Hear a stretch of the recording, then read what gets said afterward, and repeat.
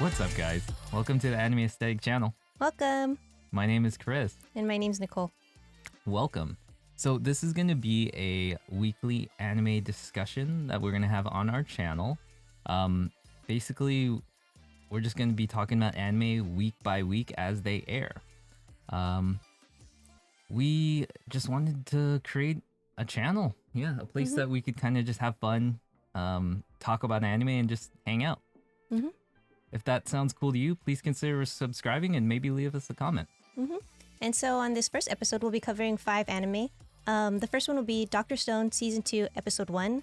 The second will be, The Promised Neverland, Season 2, Episode 2. Yeah.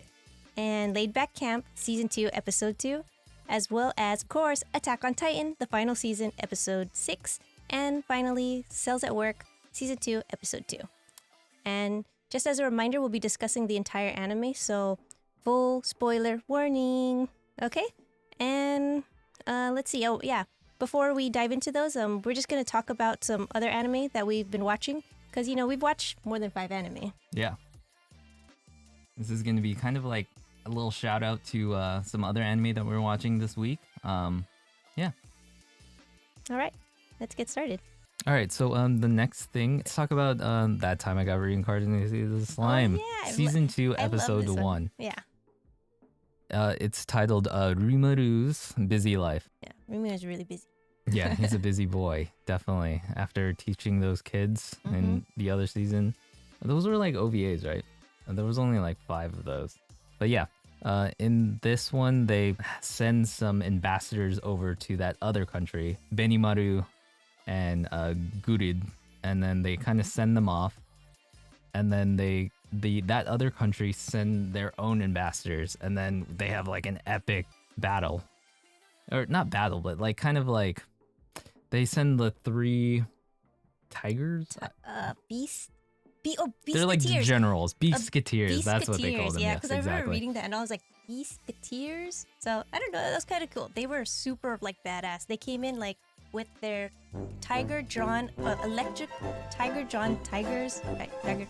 What was it? They were like carriages, right? But they were like electric tigers. Electric tigers. That there were you go. drawn by electric tigers. Yeah, I think you said it. Yeah, it sounded weird when it came out of my mouth, but it looked so cool because theirs was all decked out. They were red. They had like all these fine trimmings. If you remember Rimaru's like carts, they were just like black, and I mean they were pulled by those wolves, the Tempest wolves. The Tempest wolves, which was cool. But yeah, it's like I don't know if that's cooler or not. I don't know. But What's cooler? What do you guys think? Do you guys think electric tigers are cooler or Tempest wolves? Good question. I don't know. I love all animals, so. So yeah, let's talk. I think. Do you have anything else to say about season 2 of Time I Got Reincarnated as a Slime?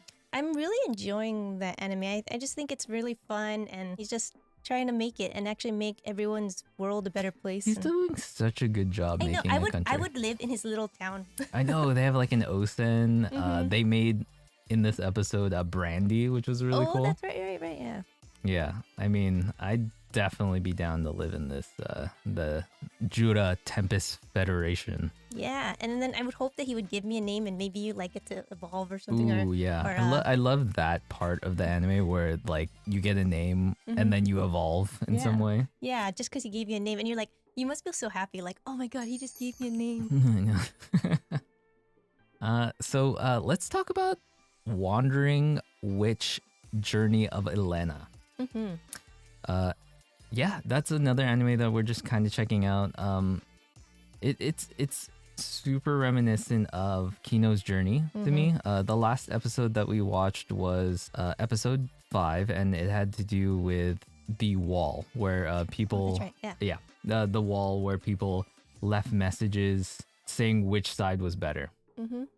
One thing I really liked about that was that Elena was initially reading the book based on Nike, yeah. And I mean, like, I don't know how she doesn't kind of realize that's probably her mom, right? Yeah, right? Like, in the beginning, it was showing, it looks like it's Elena, right? Yeah, because you think it is because it's the same hat. Yeah, same hat, but her hair is more gray, and Elena's hair is more blue, right? Yeah. And also the boots. shoes. Yeah, the boots. The boots, because like Elena's like legs actually show way more, And then for Yeah, her if mom, you look at it closely, she Yeah. has like knee-high boots knee-high or something. boots. Yeah, I think so. something like that. Yeah. It's good though. I think if you really like Kino's journey, like it's kind of the same thing. Like there's these like little like, you know, different places that she goes and she learns different morals or different like lessons. And Yep. it's And then it's like totally this, I'm on a journey. I'm not here to fix this town. I'm not here to solve their problem. I'm just doing my own thing. unless they hired her, because then sometimes like they hire them to do But stuff. yeah, I think that's only the other witch girl. Oh, the one who's following For her. Elena, she's just traveling. She's on a journey, and that's what the anime is about. And it's kind of supposed to have that more like relaxed feel to Yeah, it. So. and sometimes the episodes are gonna be sad. Like, man, sometimes they hit you so hard that like, we have to watch like something like nice after because it's too real. Or Yeah. I like it, and we're definitely gonna keep watching them. Yeah, definitely. Hey, quick, we never got to drink when Tears ourselves for our first episode. Sure, definitely. Cheers. Let's do it. Clang. I think we should also mention where we're watching these. Oh yeah. Time I Got Reincarnated as a Slime is also on Crunchyroll, but Wandering Witch Journey of Elena is on Funimation. Speaking of Funimation, I gotta throw some shade on them real quick. Oh yeah. We mainly watch Funimation through the Apple TV app, and man, it fucking sucks. It's horrible. It's pretty Like, bad. especially for like anime that you want to watch weekly, or like what we're doing here, right? It just doesn't work. Yeah. It won't let me watch Cells at Work. It won't let me watch anything that's airing currently. There's also another anime called Skate the Infinity. I was just trying to watch that. It just would not play. Yeah, the worst part is you see it there. There's the episode. You click the episode, and then right there, you're waiting. You're hoping. The screen is black, and then you wait, and nothing happens. And then when you click on it, right at the bottom, there's just like this little circle, red circle with a line in it, and you're like, what? Why? Why can't you just Come on, Funimation. like you're showing us that it's possible, but you're not giving it to us. It's kind of like the worst tease ever. Oh gosh. But I Con, pay for this Please, stuff. Funimation, fix it. I pay for I pay a weekly subscription. Can you please just Yeah. allow me to watch the anime? Yeah, I want to support these studios. I like anime. Yeah, exactly. Okay. I'm done throwing shade. So now we're gonna be moving on to the main discussion. Sounds good. Start with Dr. Stone. Dr. Stone, episode 1, Stone Wars beginning. So let's see. The beginning is they're making some space food, right? Yeah. So what do you think about that? I loved Gen's reaction to Senku saying, "Hey, we're gonna be making some space food."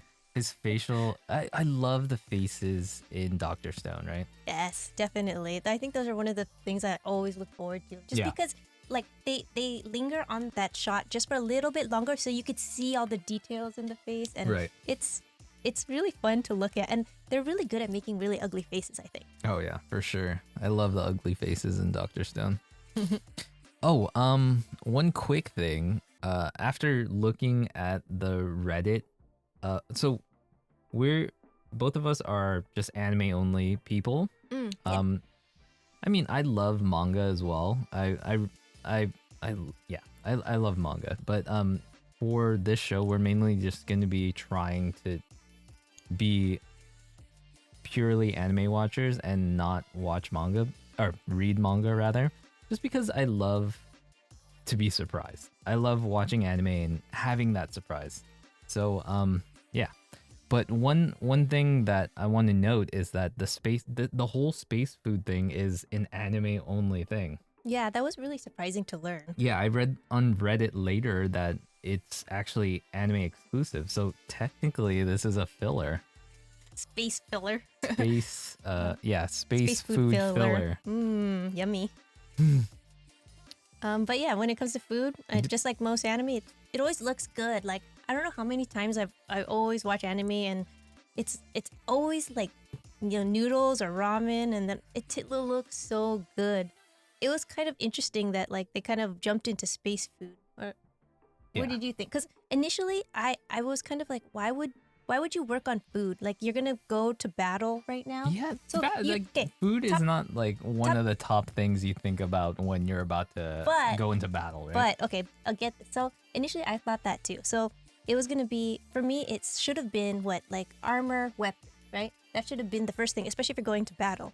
But then if you like start to think about like real war, they do put a lot of emphasis on the food for the soldiers. And then this got me thinking about like MREs. Like MREs are quick, instant food, and that's what instant ramen is. It's about getting food really fast, but it tastes good. Because food that tastes good will bring up the morale. It'll make people feel better. They'll fight better. So I don't know. Later on, the more I thought about it, it made sense to like make sure the food was good. Yeah. What's better than having a nice hot meal? If you think about MREs as well, like they always are hot meals, right? They have those like, I don't know what they do. There's some kind of like chemical reaction happening, right? Where they have hot food. And this is like something that has only been a thing since like fairly recently. I'm pretty sure back in the day, they never had hot food in the midst of battle, or if they're out in the field, right? They're not gonna have hot food. But to have hot food is a really important thing for soldiers' morale, for sure. Ooh, one thing I wanted to mention is, have you guys ever had Morimoto's instant ramen? Oh. So good. It's Check it out. so good. Especially the tonkotsu. So good. You guys should definitely check it out. The great things about it, thick noodle, and also the broth has like this like body to it, right? And it's actually thick. You just put a little bit of green onion maybe in there. Maybe it can really satisfy that craving of having hot ramen, but it's instant and it's so good. Yeah, it's surprisingly good. Like really surprising. I don't expect a lot from instant ramen because it's instant ramen, but that one was, I ate it and I was pretty blown away, honestly. I was too. Like, why is this so good? I know. Like, it was the thick noodles. Maybe it was the rich broth. I don't know. The broth. The thickness. I don't know. They added some kind of thickener. Why doesn't normal ramen have just like a thickness to it? You can add a thickener to it. You can just put like potato starch or whatever, like to make it thicker. Like that ramen has to have a thick broth. Yeah, thick broth and thick noodles. For me, thick noodles, it's like something she that like it thick. Anyways, ramen. Top ramen, always good. Top ramen is always good. Oh, what did you think about that little the little clip that showed Byakuya and Senku kind of eating the ramen? That kind of led into that whole thing. I thought it was really cool. I love the part where they were eating ramen together, like a real father-son moment. And then it shows them jumping to like in their like house or whatever, and then they have all the things laid out. And then there's like something that looks like a pressure cooker, but it's probably like some kind of vacuum. It's gonna pull that oxygen out of the air and vaporize the moisture. Yeah, I really liked it. I thought it was a really cool father-son moment. And it really solidified why Senku knew what to do in this situation. When they showed how it's made, I've always known about freeze dry, but I never really seen anyone do it or show me. And then it was like, oh, of course, freeze dry. You freeze it, and then you pull out the moisture. So I don't know. It was a really good like educational thing for me, and I liked it a lot. Yeah, when in the show, right? They literally freeze it, right? Yeah, in an igloo. Yeah, that was cool. I love the igloo. I love that they built an igloo to do this. And then they put it in a vacuum machine, and then it's as simple as freezing it and essentially drying it. When you dry something or you dehydrate it, you're just pulling the moisture out of it, and essentially that's what they were doing. I did not know that if you put something in a vacuum that it kind of just turns the moisture into a vapor. Yeah, that's something I learned. Yeah. I love Dr. Stone because you learn some shit, you know? I know. I mean, sometimes I feel like it might be a little over my head, but I'm like, at least... Yeah, I'm not a scientist. At least I kind of learned. But this one, I got it. So let's talk about the forks. Didn't they have some, like, bamboo forks? The forks? Yeah, did you notice that? Yeah. They had some, like, bamboo forks. Yeah, that is true. Like, what is that about? What happened to some chopsticks. Who Actually- eats ramen with a fork? Actually, I remember that part. And Senku ate with chopsticks. Oh, did he? He did. No and way. And then it was who ate the first bite? Wasn't Chrome? Chrome. Yeah. So Chrome was the one who ate. I remember he ate it because I remember Chrome. he ate it with a really weird way, and I was like, why would? Well, he doesn't know how to use a fork, so it's okay. Oh, maybe he doesn't know how to use chopsticks. Oh, Right? Chrome? yeah, that makes sense. Only the Japanese characters can use Yeah. chopsticks. You can expect them to use chopsticks when they never use chopsticks. Fair enough. Because he even held the fork a weird way. I remember it because I was like, Oh yeah, you why held would- it like this. I think he was like holding- not pencil style. yeah, right? I think he was holding it like this and eating. Anybody that holds a fork like this well, or if like they don't this, know, that's not their fault. fair enough.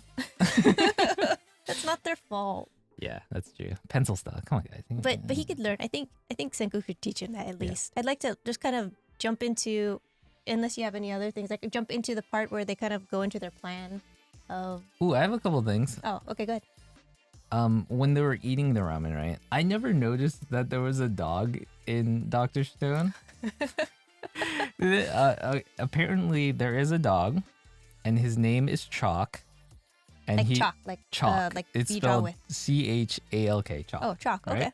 Okay. And he was in season 1, episode 7. I never knew he was there, but he's so adorable. I feel like we should put a picture of him somewhere around here. Oh, we should. Yeah, he's really adorable. I and- love all the animals in anime, and I can't believe I didn't know that he was in there before. Yeah, when they were all eating the freeze-dried ramen for the first time, and they were scrolling across. Oh yeah, you it's a can- long picture. Yeah, you can see Chalk, and then apparently you can also see Gen. Mhm. He's also having some Coca-Cola, which I. They work so hard for their Coca-Cola. Oh yeah. You know what's a funny thing? Okay. I paused because I started to think of the same thing The you're thinking. Coca-Cola. The Coca. Okay. All right. Yeah, go ahead. Okay. Go ahead. We gotta talk about this. We watched this YouTube video of when they first decided to make Coca-Cola, and we watched this YouTube video of a guy who decided to. They oversimplified it, I think, in Dr. Stone. Yeah. They of course. they said Coca-Cola is honey, or like cooked honey, just like cooked with cilantro and lemon juice. So we watched a video of a guy who did pretty much exactly that. He chopped up some cilantro, Boy. put some soda water, and some cooked honey together, And the leaves. and cilantro leaves, Yeah, right? yeah, Yeah. sorry.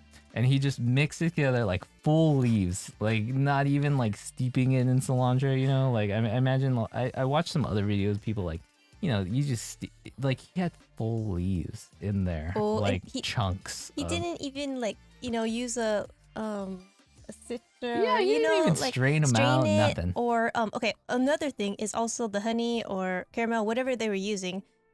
That's something that's really viscous, and like you can't mix it if it's right with into something a cold, like soda water. So like if you pour honey into a It's- cold it's- drink, it's not gonna It's mix. not gonna mix.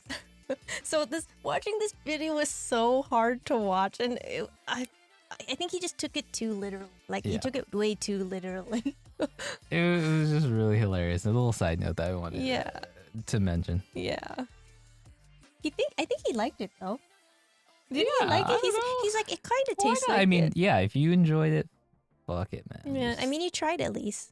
he did his best. It Applaud to that man. inspired Good you. effort. Yeah, Good effort, It I say. inspired you, so yeah. Let's talk about the plan. The plan. Oh, The so plan. the plan. So the plan starts with Senku looking through the telescope, and he's just kind of looking, and someone is there in the shadows, and who else is it? It's Gen. He has a plan.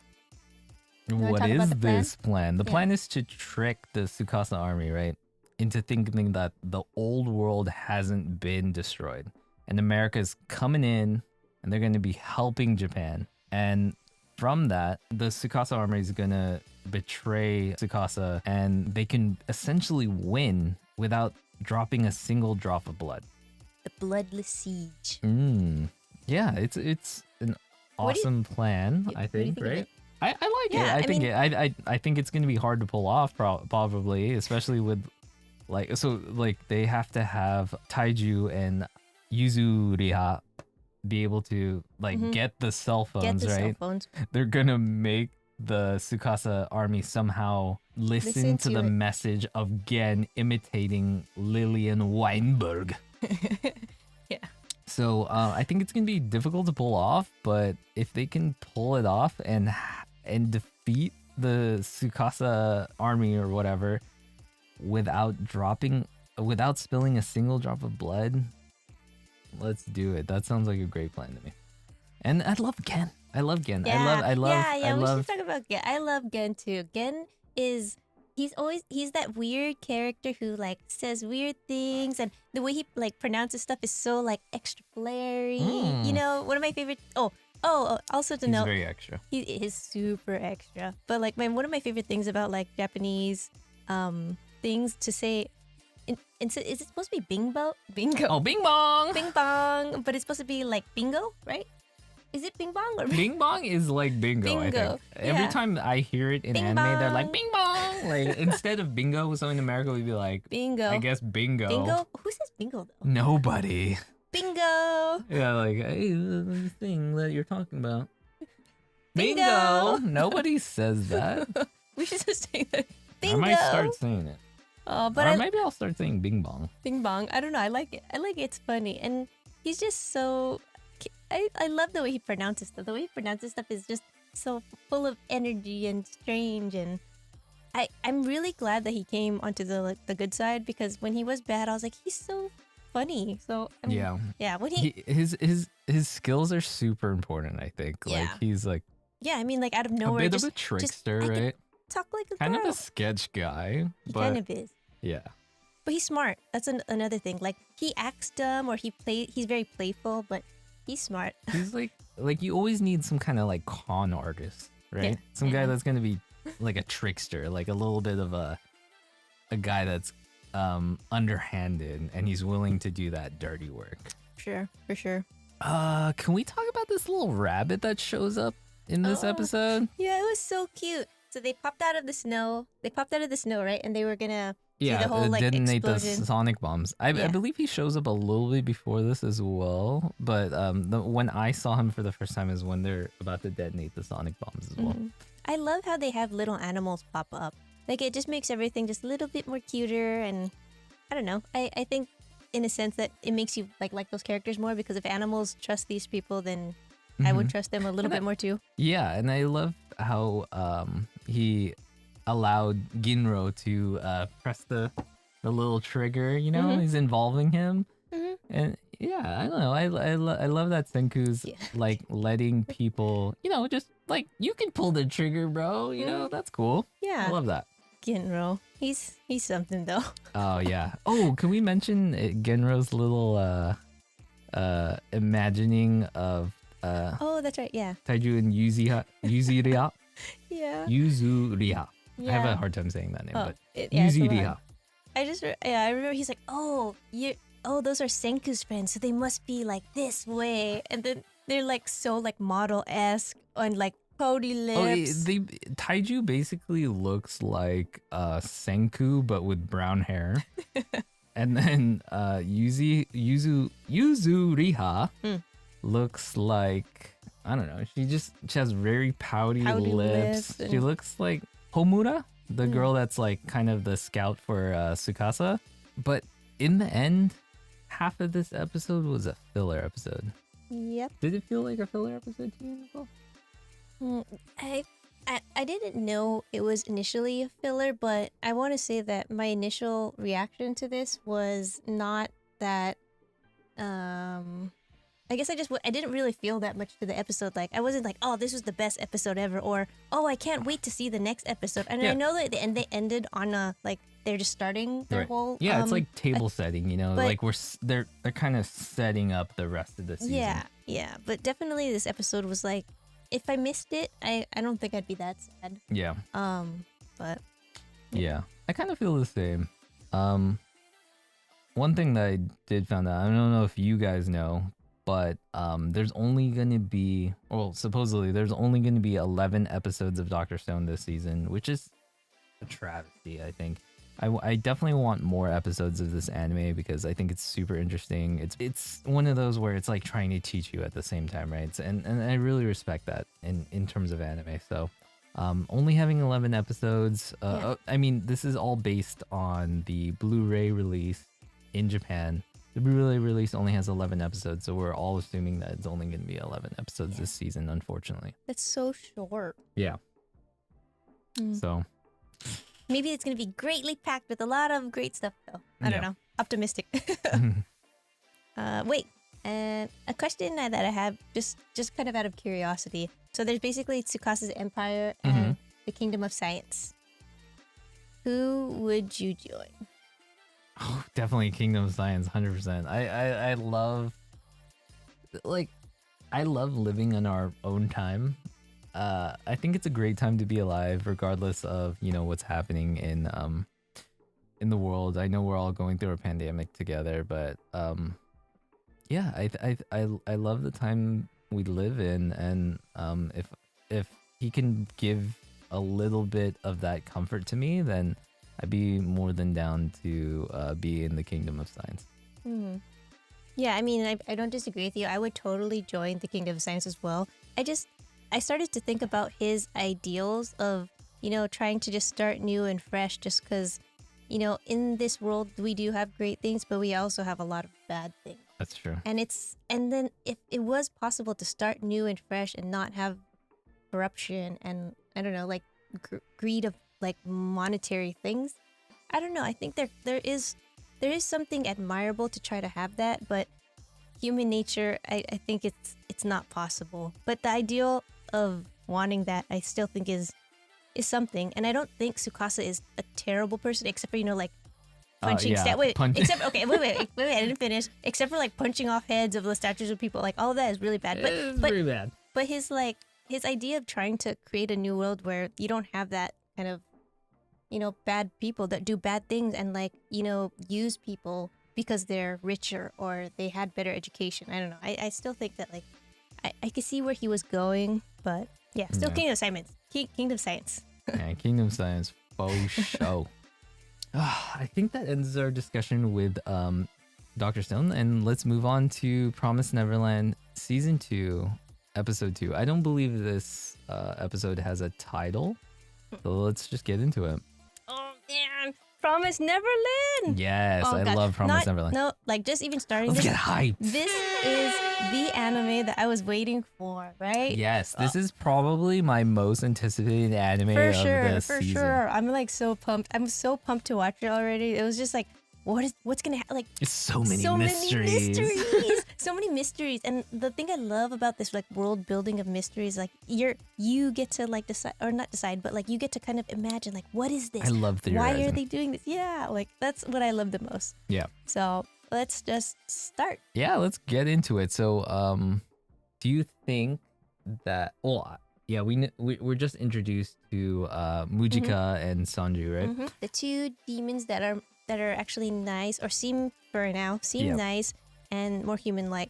So as I was watching the episode, I was like, are these guys wearing are demons wearing masks, or is that a part of their is it something like a snail, for instance? Is it a part of their body, something that like a carapace or whatever that kind of protects that eyeball? Because I've noticed from both of them, their eyeballs aren't showing. And for other demons, the eyeballs are either showing and they're going crazy. Yeah, they're all scary. In that freaky way. They're in the, what is that, trailer? The playable trailer for the scary game?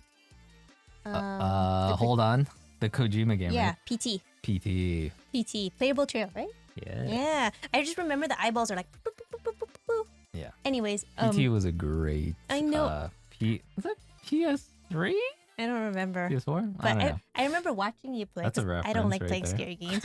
But yeah, but I love that game, by the way. I'm a huge Kojima fan, by the way, guys. If you guys like Kojima games, let me know. Boop, boop, boop, like that, and it was really freaky. Yeah. But I agree. I remember thinking the same thing, because when you look at the demons that are trying to eat humans, their eyeballs are more exposed and they look around all crazy. Versus Sanju and Mujika, the eye holes are really small, and you actually can't see their Are eyeballs. they able to see? Like, I don't They even know. No, they have little holes. Okay. They have little holes, but that's kind of where I am at too. Because like, if it's not a mask, then that's just their face, and the eyeballs is like really small. But I kind of wonder if that's related to whether they. Maybe it's related to don't their religion in some way. Yeah, I mean, as of right now, we don't know if they could remove it, but that was something I really, really wanted to know. And in addition to their masks, like, where did they get these clothes? Like, Where do you get the Keyblade? Though? where do you get the Keyblade? Or also, like, when I'm really looking at his Talk to clothes, Mickey real quick. he He's had like, like let me this, get one of those. this like little symbol on his cape that looks like a male symbol, but it has two. I don't know if that's like, but it also could be like a kind of like a cross reference, since they're religious. I don't know. There's like a lot of There's things. a lot of cross references. Did you guys check out the ending as well? When Mujika is kind of like walking at the end and she has like both her hands up, in her shadow, it really looks like a cross as well. Oh, I didn't really get that. But Check it out next time you guys watch the ending of season 2 of Promised Neverland. yeah. Yeah, Mujika's walking and her shadow really looks like a cross as well. Yeah, I wanna believe they're good, but I'm very skeptical. So a lot of the times when people are like helping you, I'm the person that goes Nicole is so like really skeptical. I'll be like, "Are you really helping me? You're probably plotting something." So for me, I thought they were like, when they said I don't eat humans, I'd be like, "Really? Are you sure? I don't know. Nah, I don't know if I believe you yet." Because there's a lot of questions that came up, like they haven't seen kids or they haven't seen humans in a long time. He saved them on a whim, but let me just pose these questions for you. One, how did they get enough food for all of them if it's just the two of them? Oh, okay. Keep going. Number two, how come they just have like lots of blankets for these kids? I Oh, guess. and also like cups. And Like cups, where do they get yeah, all these cups? exactly. Do you Like, carry all these cups? You carry all these Or maybe they carve them at the moment. I at don't the know. moment, but Like how long is this time period going on? Like, I guess that's it's another only thing. like 2 days. No, yeah, we it's only see short. them sleep twice, right? yeah, Like there's no time to like carve out all these cups Yeah. for all these. like if you And they say they're like nomads. They don't live in the forest, right? hmm Yeah, so those are the things that came up in my mind where I'm kind of like, well, why do you have these things? And if you really were just two people living in the middle of nowhere, why do you have all like so much? No, they're not living in the middle of nowhere. I think explicitly they say that they don't live in the forest. They kind of move from place to place. They're Okay, kind of yeah. like nomads. Okay, yeah, agreed that they say nomads, but they have a lot of extra things that if they're nomads, you wouldn't carry extra things because it's heavier. And of course, I mean, they have this like horse creature, but why would you carry extra utensils and extra blankets and extra food? This is a lot of kids. There's a lot of kids you need to feed. I know kids only eat a small amount, but that's still more food than you usually probably, gather. That's just, a couple thoughts about that just because I don't believe them. She's being way too skeptical of Mujika and Sanju. She's like, Yeah. I do not trust them. No, I don't. I still don't, honestly, just because. And then they have these like, oh, we have these tunnels that are perfectly laid out, like, and it was from dead trees or whatever, but they're clean and we can help you there. I don't know. I just don't believe them. I don't believe them until the end. I guess that's kind of bad, but I just think that Promised Neverland is not a happy ending kind of anime. So I don't know. Just a thought. Interesting. I mean, from my initial thoughts of seeing Mujika and Sunju and knowing that they don't harm humans, they don't eat humans at all. I thought like, hey, are these guys like the vegans of the demons, right? Or Yeah. like the PETA of demons? But then they kind of like roll into it, and then they say it's for religious reasons, right? Mhm. So I'm like thinking more than like the time on the terms of like Buddhism, where they don't harm creatures or they don't harm any living things, right? I think that's more an apt like a description of them rather than calling them vegans because Well- they're not going everywhere and be like, hey, No, definitely not. But they also they're not state telling other demons because that's that's like a key vegan. identifier of a vegan. You have to tell everybody that you're a vegan, And yeah, they're not telling other demons that they don't eat humans. So Yeah. I don't think they're like. Yeah, but also like they also said they eat everything else but humans, so all else is game. Yeah, they're like, fuck all wild animals. I'll eat them. I'll eat them. So all of those like flying fish things you saw, or that cute ferret you saw, that turkey thing, they eat it. They'll kill it. The tricky thing. Oh yeah, we'll get into that when it gets All there. right. So I was kind of wondering what you thought about when Sanju started telling them about the segregated world. What did you think about that? Oh, and they were telling him about the promise. Yeah, and the And promise. everything. And what? Yeah, they and were dropping some bombs right there, and right? what the actual name of the title meant. The Promise Neverland. I don't know. For the longest time, I was like, what does this mean? The promise. Yeah, the promise. I Yeah. like that. I like that. They call Yeah. it the promise. Yeah. Oh, I don't know, man. They were just dropping like bombs right there, and I'm just like, whoo, this is pretty like good exposition right here, and I love that we're learning more about the world. What did you think of it? Yeah, What do I think? let me hold I on, don't hold on. believe Yeah, I knew, I knew you were gonna say that. I knew she was gonna be like, I do not trust these damn I demons. don't know. For real though, I don't. Like, I know how you do- how don't. do you She don't know? trust nobody. She doesn't even trust me. She thinks I'm about to stab her in her sleep or something. Because I'm like, so you have like this whole story to tell. I mean, like it could be all true. It honestly could be all true. But you gonna trust this demon after you just like came off this farm where demons eat you and stuff? Honestly, I'd be on high alert and I'd be like, I don't know if I trust you yet. And how do I trust this story? But when they said that there was this, segregated world that they had because humans and demons were killing each other so much that they had to segregate them, and they've been segregated for like 1,000 years. For me, I wouldn't know what to think of it. Like, okay, I'll take it with a grain of salt. Also, afterwards, how hype were they after they heard this? Right? Oh. They're like, this is the worst case scenario.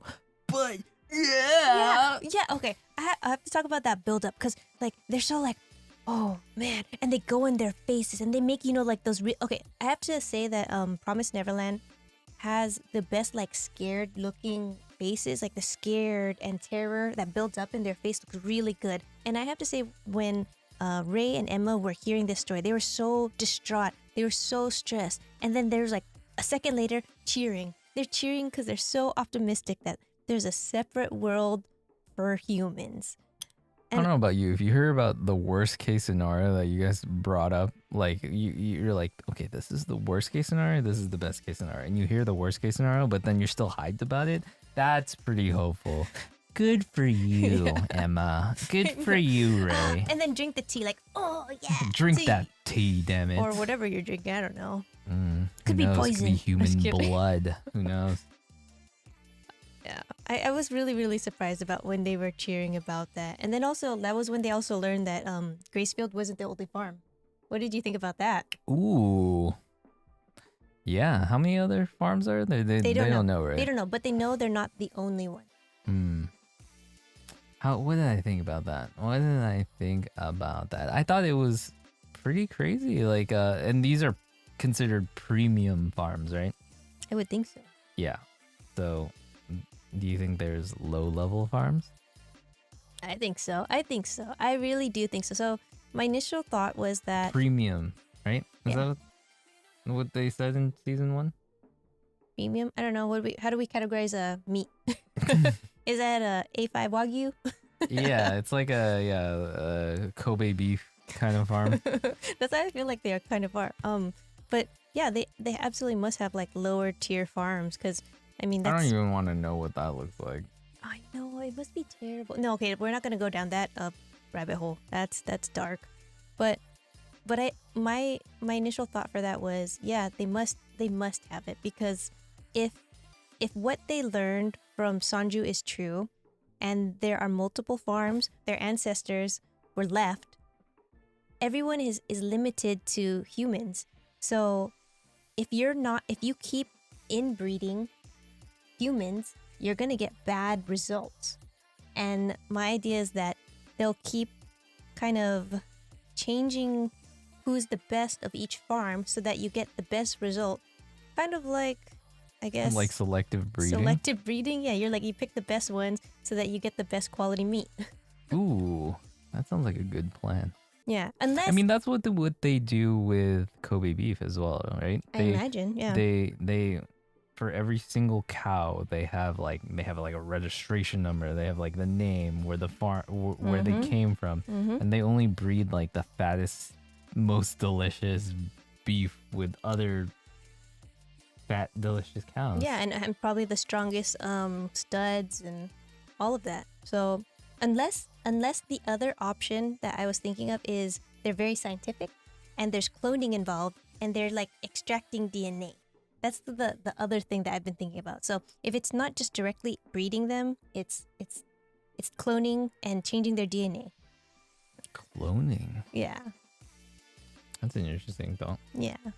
Just because I noticed that as Emma is like holding babies and I started looking more at the little kids, sometimes they look very suspiciously similar. Yes. Very. I feel that. Yeah. Like there was like this baby that Isabella was holding, and then she straight up just looks like a little Emma, right? She looks like a little Emma. And then there's also like parts where you can see characters that like Rossi, right? He kind of looks like Norman a little bit, maybe, but slightly different. Or Dominic as well. They both, but they just look slightly different, right? Yeah, I don't know. Like, are like, okay? Do you want to talk about Norman now, or like? Not yet. Let's like kind of go through the episode still a little bit. Because I have theories or thoughts about that as well. So I have thoughts as well. Let's go with let's start with just after they learn about all of this information, they got told the story. They start saying like, oh, because of this, we'll be able to go back to the farm. We'll save Phil and all the other. Oh yeah, and they want to save the other kids on the other farms as well. I don't know, man. Like, why? Okay, Don and Emma, they just want to save everybody, right? For me, I'm like, yo, we gotta get to this human world first, at least, and then maybe consider saving these guys, right? Honestly, Phil can handle himself. I don't know. Phil seems so smart. Seems very capable. Suspiciously smart. I mean, as soon as they hear about the other farms, they want to go back and save Phil and all the kids. But once they hear that there's other farms as well, they also want to save those kids. I already thought that Don and Emma were just wanting to save everybody, right? Like, you guys need to look out for yourselves a little bit more. And that's basically what I have to say about that. No, I mean, I completely agree. Like, there's always, I feel like you need to try to, save yourself before you can save others. When you're on that airplane, they tell you when those masks drop, you put your mask on first before you help someone else. Because if you can't help yourself, you can't help anyone else. And just in the beginning, when they first escaped, there was demon monsters chasing them, and they were like barely escaping. Right. So how are you going to go to another farm that has another mama possibly, or maybe multiple mamas? And multiple mamas? I don't know. Multiple Isabella? Like, what if there's that case? Like, how are you going to handle that? Like, they're probably very smart because they used to be one of them, so they understand, the dynamic. Mm-hmm. So, I don't know. Unless they get help, they probably should not even try to help them. That's my thought. And so after that, they started to teach these kids, different skills of how to survive in the forest. This is another red flag for me. So they haven't seen humans in a very long time, let alone children. And yet they were very comfortable teaching kids. They were very comfortable telling them like, oh, you did such a good job. Like, they felt very genuinely like caring people, and they've worked with children for a very long time. For me, personally, if I had to help some kids learn about surviving skills, I don't even think me as an adult would be able to help them that well. Like, really. Like, oh, you did so good. You did let me teach you all of this. And they didn't even stutter once. Like, it was so fluid. Yeah, right. So fluid. Like, oh, you're so good at teaching these kids, really? I don't know. Hey, I think Isabella, she taught them kids right? Guess she teaches those cattle well. But You know what they say? Happy cows. Happy cows. Happy cows. Happy cows make good. What are they? California, we have happy cows, right? Oh. We're from California, by the way. Oh, yeah. Cali. Oh, one other thought was just because it's on this list, we have Laidback Camp just on here, and one thought that kind of came up later was like, so this is teaching kids these skills to survive outside, which is basically camping. So this is more of a unlaid-back camp survival skills. Hey. Wow. All right, I like that. That's a good one. That's it. Unlaid back camp. That Promised Neverland. Unlaid back camp. That's I like that. That's pretty good. That's good stuff. Let's start talking about the part where Sanju and Emma start. Ooh. They go out by themselves. Yeah, they go out by themselves. Right. Sanju's gonna go out. He needs to check the perimeter. He's probably gonna do hunting. Emma wants to. Yeah, I love this whole scene. I love. There's a lot. Yeah, there's a lot to unpack here. There's Yeah. a lot of good stuff, and really good character development happens here especially for Emma. She's being, proactive. She wants to sure. go out there, and Sanju wasn't like, "Yo, come out with me. I need to teach you this thing," right? Mm-hmm. She was like, "Hey, can you take me with you? Can you teach me?" And so what do? They go out there, they start scouting, and then she wants to learn how to kill. Mm-hmm. She wants to learn how to hunt. survive, to hunt, and be okay with hunting something, taking another life, Mm-hmm. essentially. Yeah. So I mean, like she aims at this bird. It looks at her. She kind of hesitates, and that's when Sanju kind of tells her, like, you either do this to protect or save everyone, or you die. Mm. And so she shoots it, and this is where she learns about the plant, the Gupna plant. Right. The Gupna plant, the vampiric plant that they use to stab the animals so that it drains the blood. But also, Sanju also explains that this is something that they do to offer the gods. Wait. On the Gupna. I don't know how to pronounce it, but like Gupna. I'm gonna say Gupna. The Gupna plant. So in between all of this scene of when they're hunting stuff, I don't know if you guys noticed, but if you noticed, like they kept showing these scenes of like the river and water, and then as you look at the water, there are these blooming Gupna plants just floating in the river, and they stated that it's only blooming after it was stabbed into something to get the blood out. Right. So why are there like multiple Gupna plants fully bloomed in the water? Yeah, they're just like floating there, So right? For me, it was just like, is there blood in the water that we don't know of? Like, I mean, what if there's blood that's not red colored? So maybe the river is actually just blood. I don't know. It could be that. Or where does this water lead? Like, are they throwing these Gupna plants away where they're harvesting them from the dead animals or humans? I don't know. That was like a strange thing that they kind of hid in, and it seems like a pleasant scene, but it can't be a pleasant scene if those are blooming from blood. Right.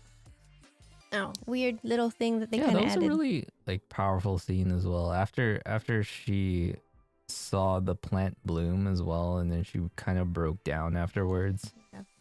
And then she had these memories come back to her. Like she thought about seeing Connie, and then like flashes of Norman came into her mind. Right? What about Sister Crone? She didn't even think about her. You guys remember in season 1 when she got stabbed? She did, but does anyone actually know that she got stabbed? Okay, fine. I guess Emma didn't know. I feel like the kids didn't know. She got sent away. She got sent away, and they said that she's becoming a mama, right? Oh, okay. And then I'm just saying she was in the flashback. You should have put her in there too. I Rude. I don't think Emma would care, honestly, if she died. Fair enough.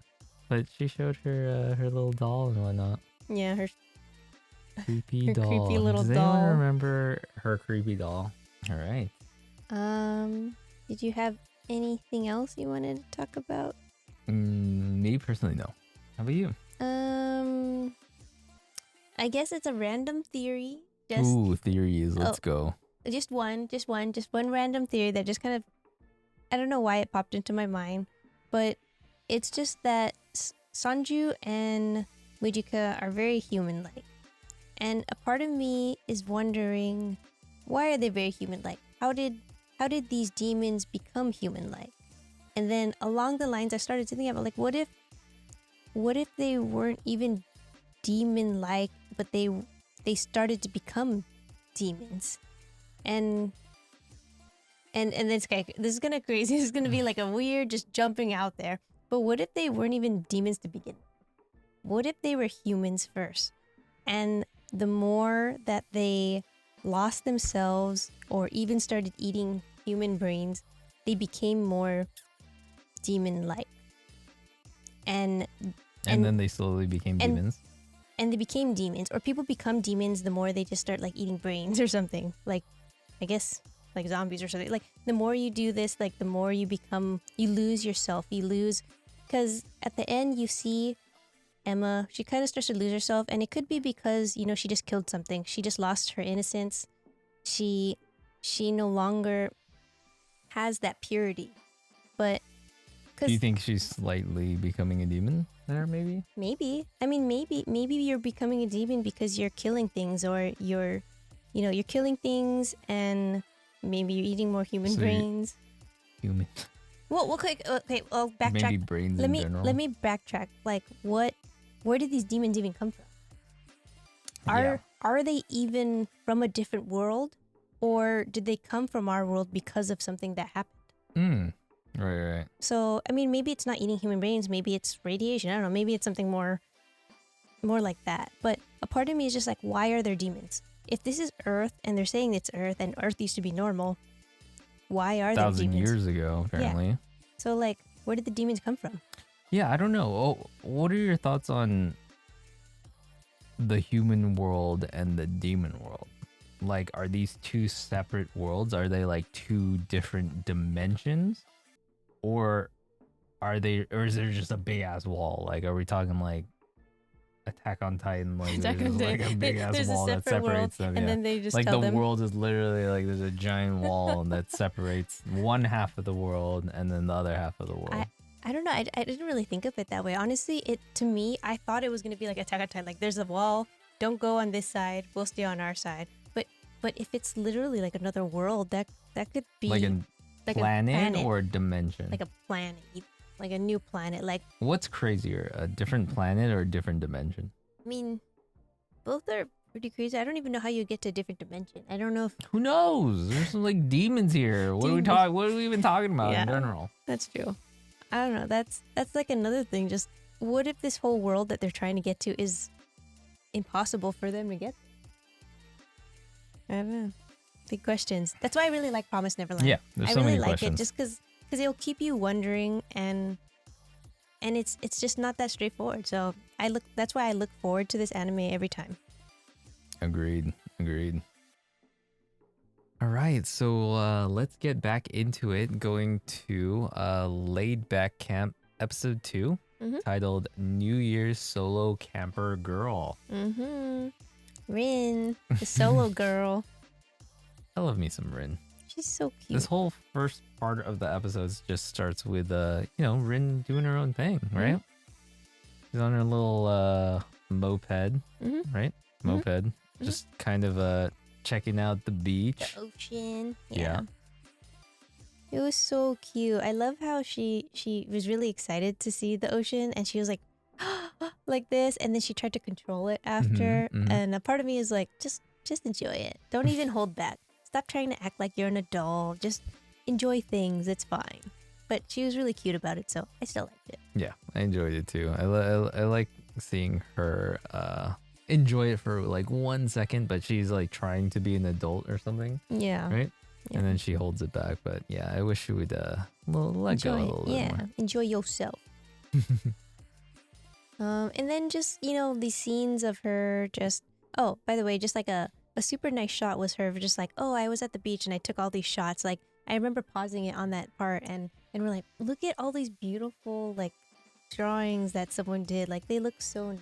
Yeah, there was like 9 or so that were there, and Yeah. you only see them for like A 1 second. Yeah. And as you know, someone from California, like I really love the beach, so I've kind of like felt that like, man, I miss the beach. I don't even know when was the last time we've been to the beach through Too all long, of this, too long. but I want to go to the beach. But that's kind of one of the things I love about Laidback Camp is that we can kind of live vicariously through them and enjoy nature and go out, and you know, everything just looked really peaceful. So Yeah, for sure. this is like one of the things about Laidback Camp. You just chill and everything slows down just for a little bit, even if it's only for one episode. Yeah. Everything kind of slows down. 'Cause sometimes you need that in your life. Sometimes you can't just always be having demons coming at you, Yeah, children running trying away, to eat you. trying to survive. Sometimes you just need to enjoy the scenery, check out a sunrise, and just not have to worry about demons. Mm-hmm.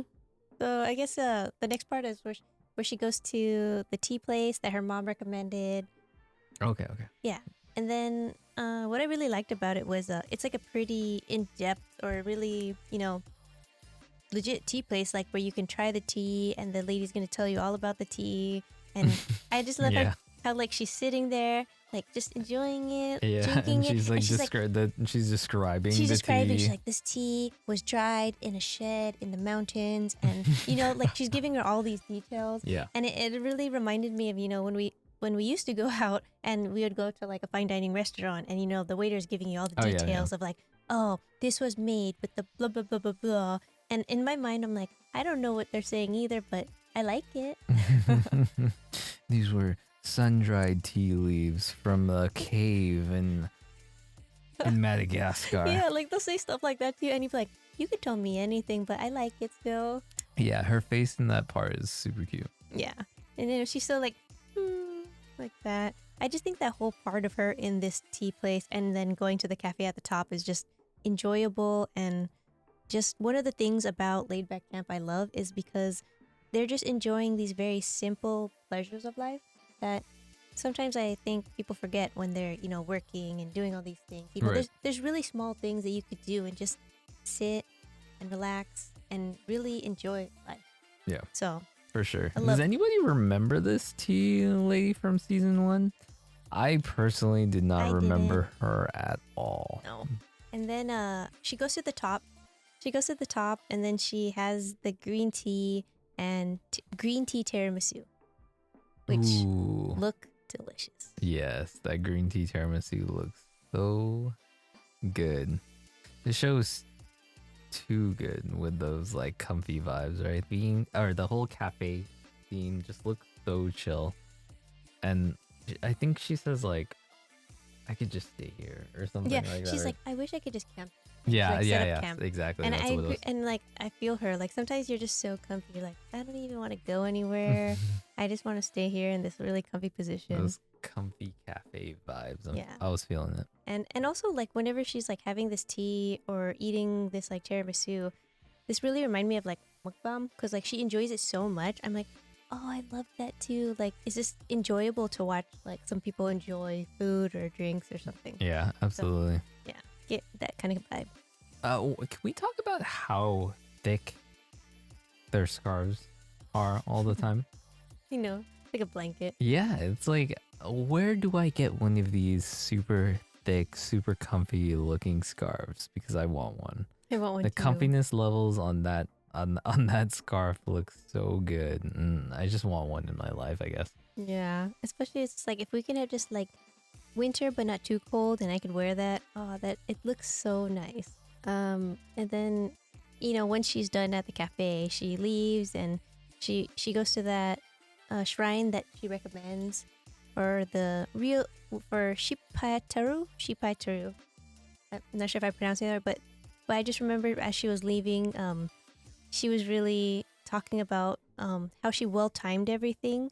Her driving and her itinerary plans were just on point and everything felt good. And I just had to note that just because when you're on vacation and you do have an itinerary, there's something about like either being on time or doing the things you need to do, and then you don't feel stressed.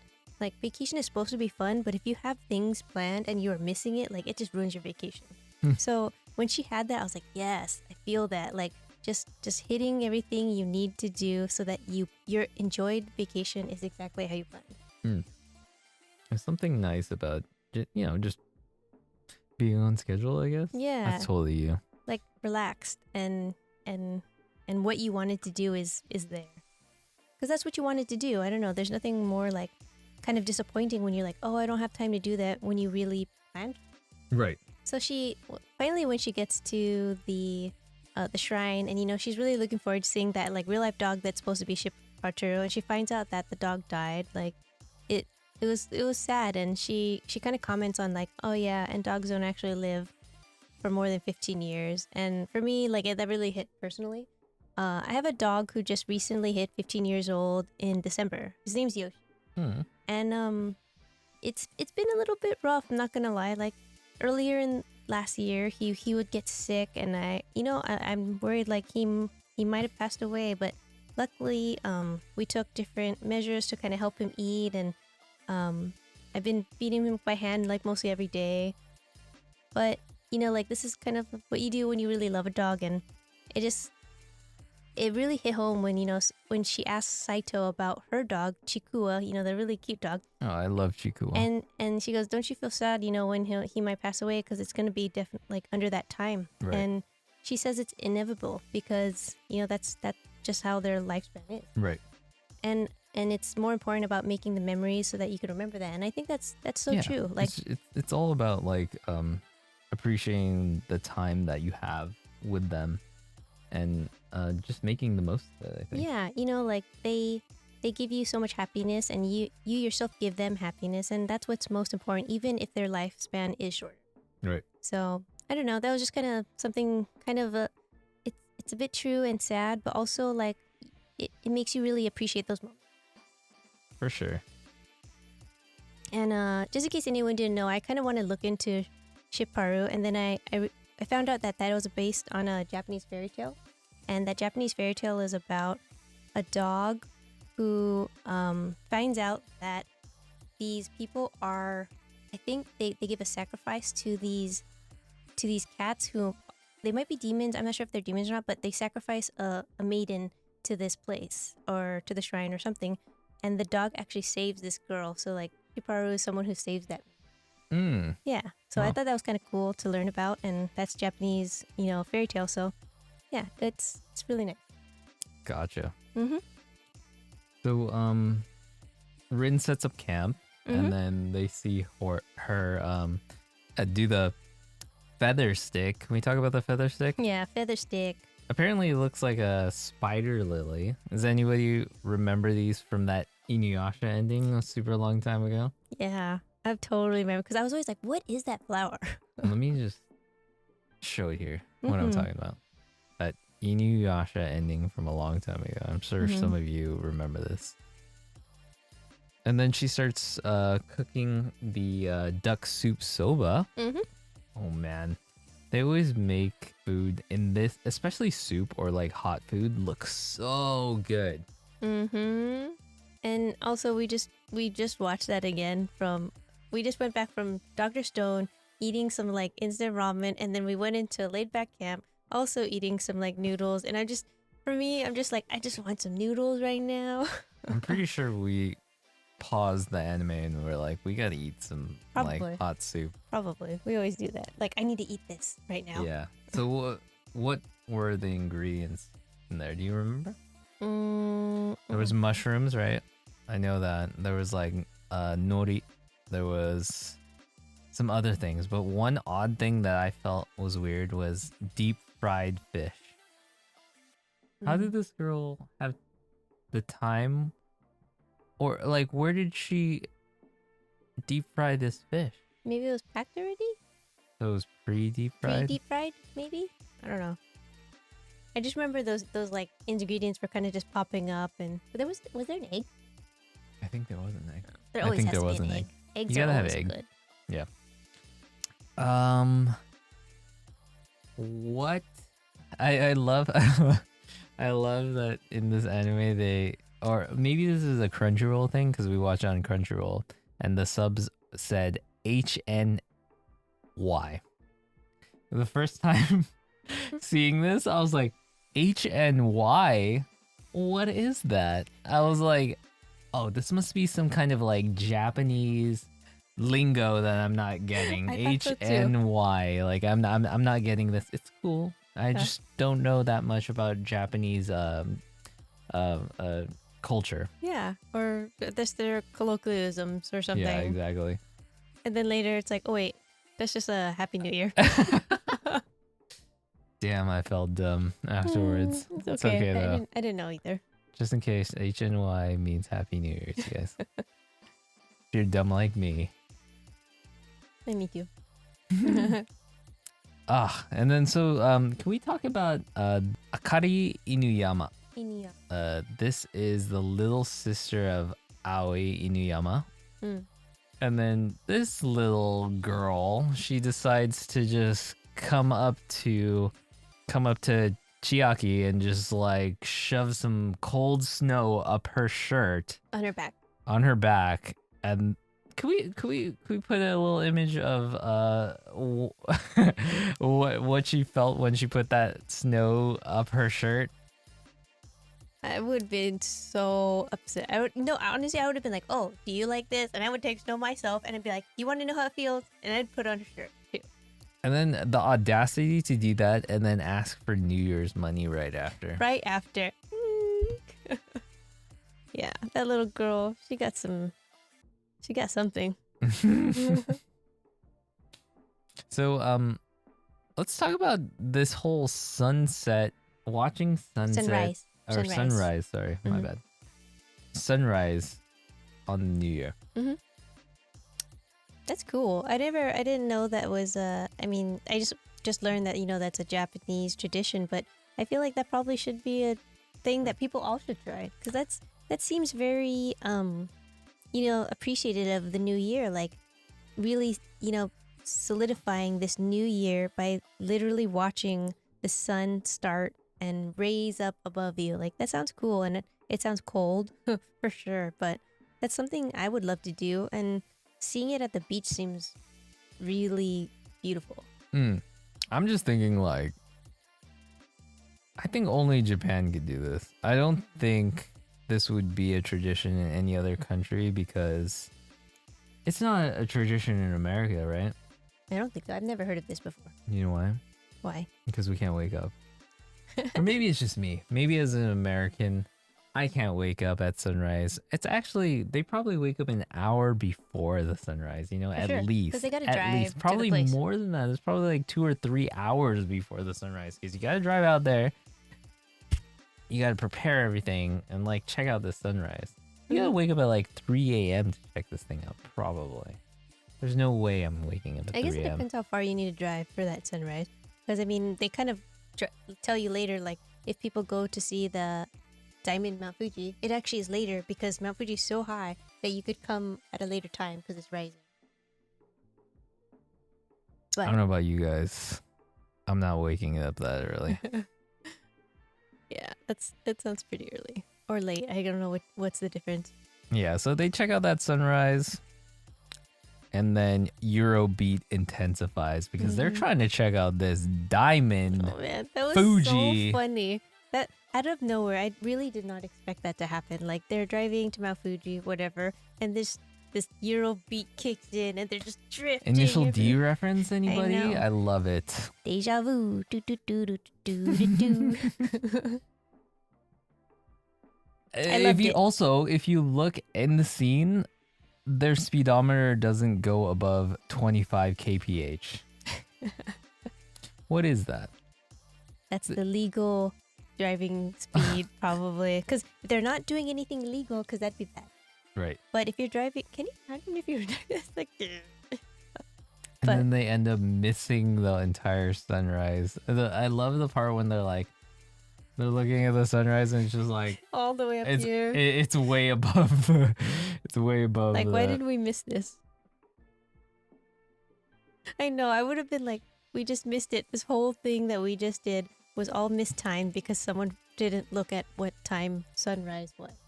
Or at least for when you're supposed to get at that spot for Mount Fuji. Right.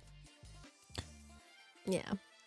I don't know. If anything, I felt more like the other character that they showed, Saito, where she wakes up like, I don't know, 9 o'clock, really late. She wakes up. And she just Saito, right? Yeah, and Yep. Saito, and then she open her blinds, and it's like it's fairly Yeah. late in the morning. That's more me. and for then sure. she's like, the first sunrise. And then, Hilarious. yeah, I mean, I relate with her too, just Yeah, because for sure. that's probably That's the me. reality. That's 100% me. And you know what? That's fine. People experience the New Year's in different ways, but hey, that's fine. So, next is probably one of the most hype episodes of, I don't know, this season so far. For sure. This was so good. It felt so fast. Attack on Titan, the final season, episode 6, titled The Warhammer Titan. Damn, all I have to say is damn. Yeah, that was a crazy episode. It was crazy short though. Yeah, It was only like 22 minutes or It something felt like short, that. It was like, really short. right when it ended, I was like, that's it? No more? Yeah. So, Willie wasn't the Warhammer Titan. Right? Like, okay, right when they ended the last episode, I was like, I wonder if he's gonna be, or they're gonna wait to. Of course they're gonna wait till like the very last part, Yeah. right? But no, right before even the intro, it's like, all right, just to let you know, he's not. Like, oh, where He we? straight up got swallowed. I know he got swallowed, and I think he might have got like ripped in half or so. I don't know. Yeah, There his was, leg was like all his like, leg was. It's like all weird. yeah. Yeah. And then his body looked like it was ripped in half, and then Aaron just straight up swallowed him. Yeah, like it gobbled was him like up. I don't know, Like he was, I don't know, popcorn maybe. a gobstopper. I'm just kidding. No. No, you do not want to swallow one of those. You might actually choke. Yeah, there's a great. That'd be hilarious if okay, not Aaron a- just started like choking. He's like, he throws up. Yeah. Yeah, he just straight. Oh, and then after he swallows Willie, he just straight up looks at all those know. officers on the right, Yeah. and I then know. just straight up starts smashing on these fools. Dude, can you believe the timing for that though? Like there's this epic speech about like there's this guy who's the rebel against peace, and he's gonna ruin everything. We need to stick together. Then boom! I right guess he's there. here. So yeah, Aaron. You know that guy they were just talking about? Yeah, he's here. Yeah, he's here. Remember that guy that was talking about? He's dead. I'm surprised not some people weren't like, oh, is this the speech was so theatrical, right? I'm surprised some people weren't like, oh, this is a good special effects here. Wow, look at these They really animatronics. They really went all out. Like this better than Disneyland. Oh man, that was fucking crazy. though. Man, I can't imagine what it's like for those people in the audience. Like they were like crying and being like, "Oh, this is such a powerful speech," and then to have that happen, like, Yeah, and then you just see straight up a Titan, and Yeah. then just swallow the guy that was giving the speech, and he has all this like blood coming down his mouth, I and then know. his one green His eye one and then one green white eye. eye. dude, that picture of him, or when they showed him and his Yeah. eye, like that part looks so good, Mhm. so good. He looks so scary. For people who don't even know that he's the Attack Titan, like, days. I don't know, like. I don't know. Do people even know what he looks like? No, right? Like that. Some people have never even seen a Titan, right? Well, they have the warriors, so I don't know if they've seen But then- Titans but, like, necessarily, Yeah. but yeah. I know they know of them, but it's like, do you see them? Like, I know that we have like Yeah, military. We have tanks, we have like but I've never seen a tank myself. Yeah, I Well, mean, maybe unless I have. I don't even in a remember. museum or something. But Yeah. but yeah, just epic. Let's see. Oh, yeah, when I noticed when he was did you notice when he was he just straight up like jumps at those officers. He straight up just does like a full on body slam, like one of these. Mhm. Like it was pretty epic, dude. I like that part. He really doesn't care anymore. Like he's just killing whoever. This man is on a mission. Yeah, he really is, and it's the one goal. And if you're in the way, you dead. Yeah. So I understand now. I was looking up, the characters and whatnot, seeing what everyone's last name was, and I noticed that Udo and Zofia don't have last names. I understand why now. Oh. They're probably not gonna be that important. Yeah. Probably because they're dead. Yeah. They got It's straight. so Zofia sad. just got straight smashed Dang, behind I a know. like giant piece of rock. You just see her legs like right there. I was like, I damn, that's wanted to dark. see them curl up like Wizard of Oz. Oh my gosh. Out of nowhere for no reason. Yeah, that would be a little out of place, but it Yeah. would be pretty hilarious. Yeah. It was darker than that. It was just half a little girl's body. Yeah, and then And then Udo over here, he just gets straight trampled. Who's like, trying to be like, he's shocked by seeing his friend there and trampled to death. A child trampled to death. Yeah, That's that's super not dark. something you see a lot in anime. No, not at Children getting trampled and crushed by giant pieces of rubble. all. Yeah, I have to say that was really surprising, but for Attack on Titan, maybe not surprising. And then we see the first shots of the Warhammer Titan. Ooh, yeah. She formed Hybern's younger sister is Yeah. actually the Warhammer Titan. Yeah, what a surprise. When they initially showed her, she's like dressed up in like a maid outfit and everything. Mhm. So I don't know, for me, I was kind of like, oh, he's bringing his maid because he's, royalty or rich dude who has a maid. Yeah, we just had like a quick shot of the whole family. I thought she was a maid. I didn't Yeah. even know that was his sister. Yeah. She was even carrying his luggage. So Yeah. like, I mean, I have a sister too, but I don't make her carry my luggage. Maybe on the weekends, but He'll beat you up. yeah, she would. My sister's actually very strong. Very strong. She would like crush me. Yeah, my sister's basically the female Titan. Yeah, for sure, Annie. So yeah, we get to see the Warhammer Titan Yeah. for the first time. Yeah, what do you think of the design? What do I think of the design? Yeah. So this is actually not my first time seeing the design. Oh. I spoiled it a little for myself. Was that one of the things that you spoiled and then you said, I can't tell you what I saw? Yeah. Oh. So I already knew what it looked like a Oh. long time ago. Okay, what were your initial thoughts when you saw it? When I first saw it, I thought it looked really cool. I love the cage around the mouth, and it kind of looks like a medieval knight's armor. Yeah. Knight's full face armor. Yeah. I thought it looked really cool. It's did way you- different from every other Titan. It's like fully covered in like basic. It's kind of like the armored Titan in a way because it has like it's fully covered. Mhm. But yeah, it looked really cool, very stylish, very Yeah. different from every other Titan. Yeah. So for me, that was like my first time seeing it. And instantly when I saw it, I was like, that's so a JoJo character. I could see it already. Like if the War Titan just did some like crazy pose. It was doing poses. But I mean, it has It to was be a like little... with the hammer. It was Yeah. like you Oh, see yeah, that hold- shot. It was like oh. holding the hammer all back here, like Yeah. doing a JoJo That's pose true. for I mean, sure. for it to be JoJo, gotta be a little bit more like, Oh yeah, you gotta have like the yeah, Like the extra, I don't the know, arm in the air. bending and yeah. But it was Yeah, still, you it was got to still, see the spine going in a weird S direction. Yeah, I no- need to see that. yeah, more belly button too. Yeah. Even though Yeah, I you wanna pretty see- much see belly button, but Yeah. All Titan belly button. good question. Just kidding.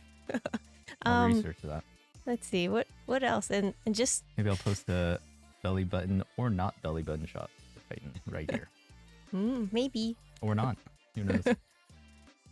But yeah, I thought it looked so cool. I was like, wow, that's think such it's an the best interesting looking design. Titan, I think. Yeah, like it's not, and I feel like it's so I don't know. I just feel like it feels sleek compared to everyone else. Like everyone else feels like a little bit bulky, like maybe old style JoJo. You know, when everyone's like, "Arr." Oh yeah. So it's like all the other Titans are like pre Golden Wind. yeah, right? for sure. And then or maybe pre Diamonds Then, Unbreakable. yeah, because they're still pretty buff there too. Yeah. But yeah. But Those are pre part 4. Mhm. But yeah. Oh, I love the Oh. part where it says Oh, yeah, so yeah. Aaron like that we see the Warhammer Titan for the first Starts- time. And then Aaron just straight up just starts just wailing on the Warhammer Titan. I got another good one for that. Right when it happened, so this is what I thought when it happened. So Aaron hammer fisting the Warhammer Titan.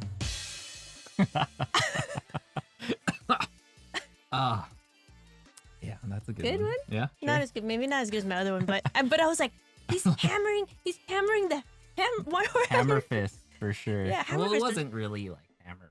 Are you sure? Close enough. Yeah. I don't know. It was like crystal fist. I mean, when all right, I see. Mm. Yeah. And then, my favorite part was when one of the soldiers says, "The Warhammer Tide's getting wrecked." I know. We started laughing. That was what the sub said on Crunchyroll. I don't know if that's what it said for everybody, but for me, it said the Warhammer Titan is getting wrecked. Get wrecked, Hammer. Get wrecked. And then as the the counterattack, I didn't even expect this too, because I had no idea. For me too, since I don't read or anything, I don't know the powers of the Warhammer Titan.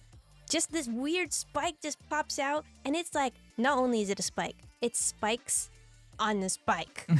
And like this spike got spikes. This spike's got spikes, and it's like a totally. I was like, what is happening? What? I don't know. I was so surprised. I didn't even realize that they had that kind of power, or anyone had that kind of power. I didn't know they could use hardening in such a way where they're basically like a weapon.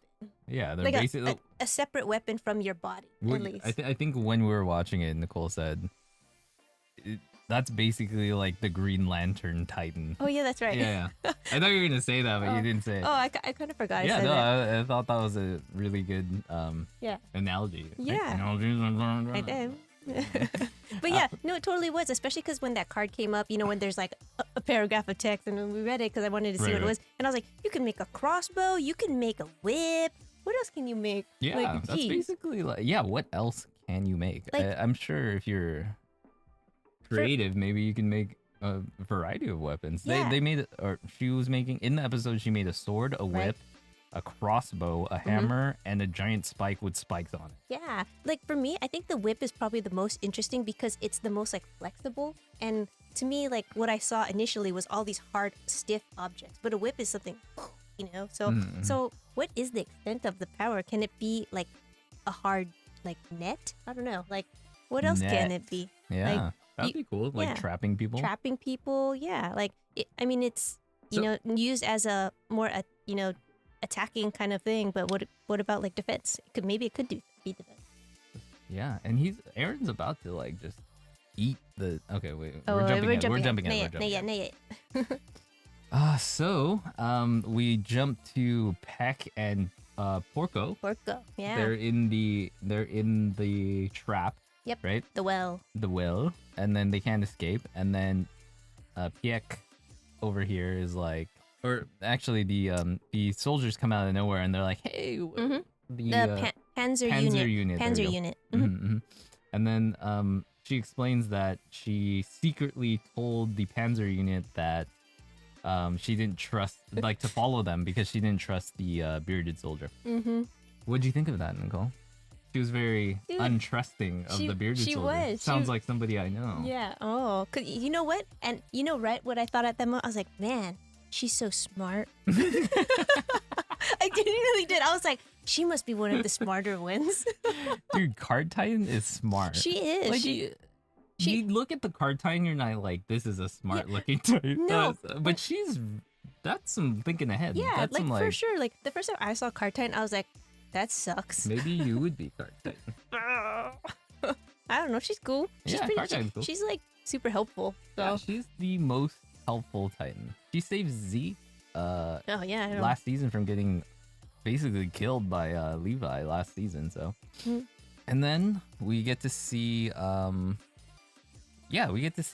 little bit more of the scout unit goes over them, and they're like, oh, and then Piek is like, I forgot what she says, but she's basically just shocked. She's just like shocked because like, she's seen them. Yeah. What are they doing here? Yeah, exactly. And then we get to see their new suits. Dude, what do you guys think about the suits? I think they look really cool. Not gonna lie, for some reason I felt like when they just a little bit jumping ahead, they showed Flock, right? They showed Flock new hairdo, but when they showed Flock with his new hairdo and the outfit, he looked, I don't know why it reminded me of Gantz, but for some reason it reminded me of Gantz. Ooh, Gantz, yeah. Yeah, I don't know. It gives me a Gantz all vibe. Black, like all black, kind of this tight. It's kind of weird, like almost dominatrix kind of stuff, but yeah. What? What did you say? What? Spider-Man stuff. I don't know. Block. He got a new haircut. Everybody has a new haircut, actually. You know, a part of me when we saw all of them, I was like, "Who's that?" Yeah. So we see Jean. He has a new haircut, or Jean. We have Mikasa with a new Oh yeah. shorter haircut. Shorter haircut. And then Aaron has a longer haircut. Oh, that's right. That's totally They true. basically just switched haircuts. I need to look at a picture of them like side by side, and then like their new ones, and see if they Yeah. really do look swapped. Ooh. Oh, but Mikasa has more like prettier hair. Yeah, Aaron's Mikasa hair's has like pretty- yeah, you his didn't hair's wash your hair kinda- for a yeah. while or something. Rude. Kidding. Yeah. So yeah, I really like the suits. They look pretty fucking sick. Yeah. They're like mostly all black, and they have a Yeah. little bit of like metal accents all over them. Yeah, Pretty yeah. sick. And there's like this like plate in front, and the back part is like has this almost like cannon looking thing. I don't know. Is that the gas canister on the back? Is that the gas It canister? must be. I mean, probably need to take a better look at that. So yeah, but and then before it used to be like on the waist. Yeah. The shooty deals is what I'm gonna call them. yeah, The ropes. Ropes? I don't know. The Spider-Man shooty deals. yeah. Yeah, It they works used to for be me. on the waist, but now they're on the hands. They have Mhm. like little like more like Spider-Man. Yeah, where no. it's just like straight up. Yeah, the more they were just flying around, I was like, this is Spider-Man if he was like in a squad. Spider Squad. Spider Squad. That would, man. I know there was a Spider Squad for, the other movie, but this is kind of more badass. Yeah, Spider- this is pretty sick. I'm liking it. I'm liking it. I like the new haircuts. I like the new suits. Yeah, I like all of it. And everyone is so pro with it. Like they don't even like miss a beat anymore. Like they Oh, will yeah. they're whatever target they're trying to get, they're gonna hit it, and they're gonna as they were going past all these military people, it was like boom, boom, boom. We take care of it. Yep. The Don't- scout regiment don't fuck around. No, if you want something done, they're ready. It's pretty sick. I like seeing that. It's like, dang, that's so pro. Mhm. And who always comes with the main save for Aaron? Mika Mm-hmm. comes And through. It's He always was about to get killed right I there. know. He was getting owned by the Hammer Titan. it's what does he say? It's like it's never It's now or never, Mikasa. And of course she's there. Of course. Of course. Aaron. Gotta come in with the save. Aaron always getting saved basically. Yeah.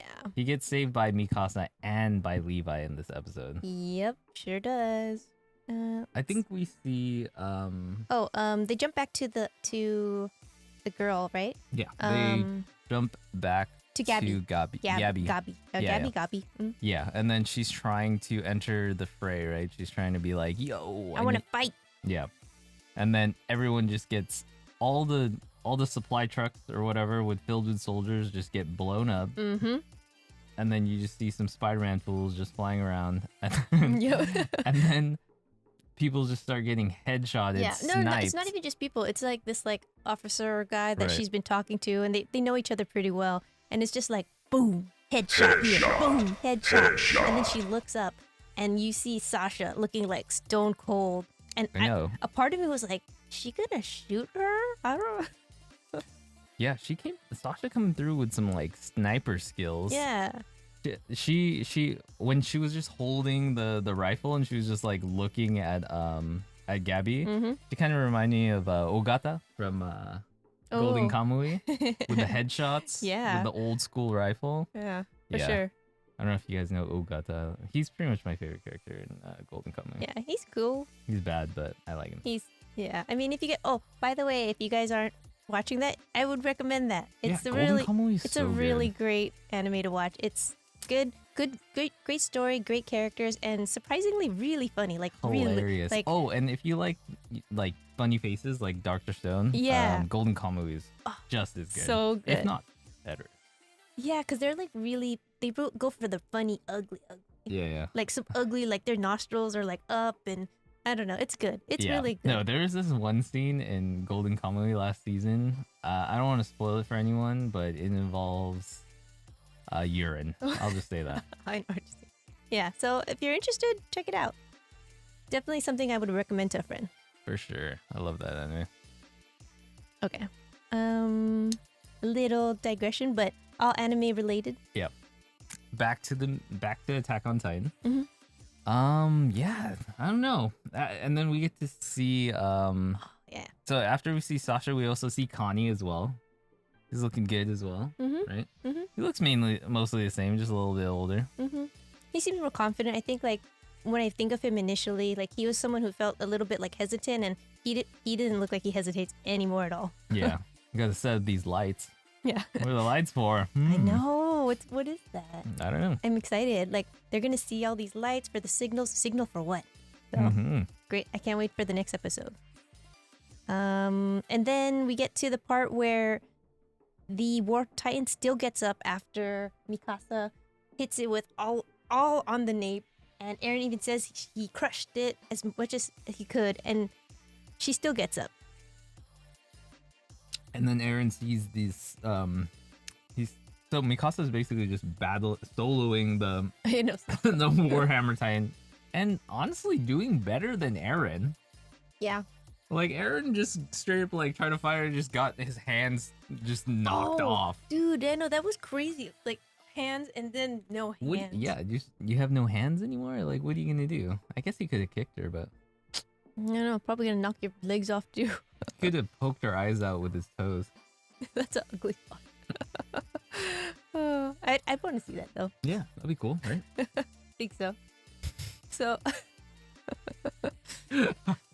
Okay, moving on. Anyways. I don't think anyone wants to see that.